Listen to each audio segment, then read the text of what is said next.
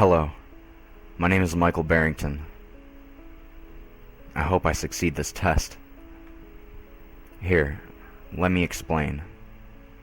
Around noon one day, I started feeling dizzy, sleepy almost, and I couldn't even walk or concentrate. I called in sick to work and went back home. But the moment I stepped inside, the feeling got worse. Like if someone hit me over the head with a frickin' hammer. My vision was blurry. I couldn't take it anymore. I wandered around my house for a bit before falling unconscious. I woke up in a chair in a dark room. I couldn't move, even though there were no bindings tying me up. Something kept me still.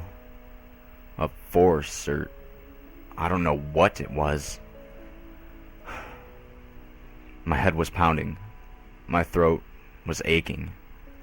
My vision was still blurry, and from what I could make out, I was alone in this room. I tried to scream, but no sound came out. It only made my throat hurt more. Tears were soaking my face at this point, just as my sweat soaked my body.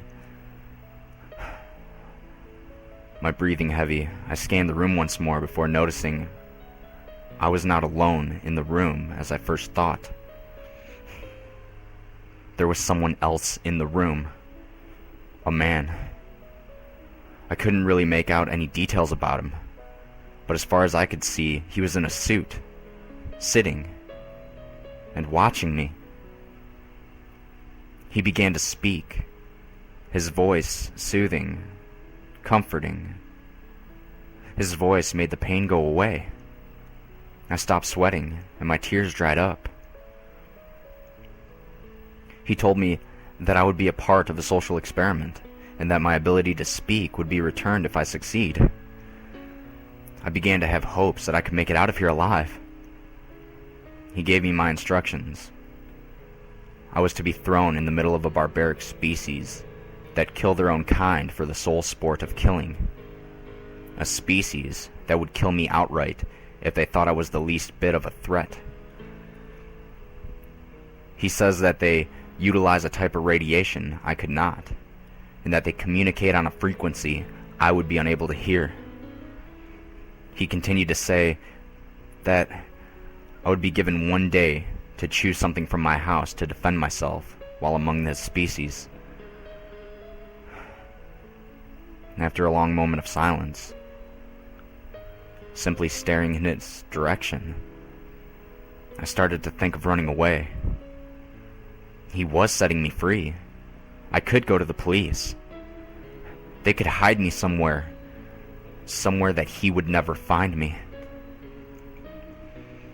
I couldn't quite see his face, but somewhere in my mind, I knew that he smiled when I thought that.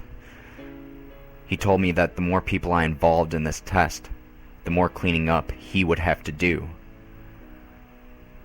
After a brief pause, he said in a much colder voice, "I dare you to run, Michael. It'll be fun chasing you." I'm writing this at my house.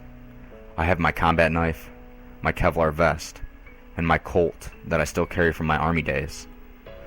I need to survive this. I must survive this.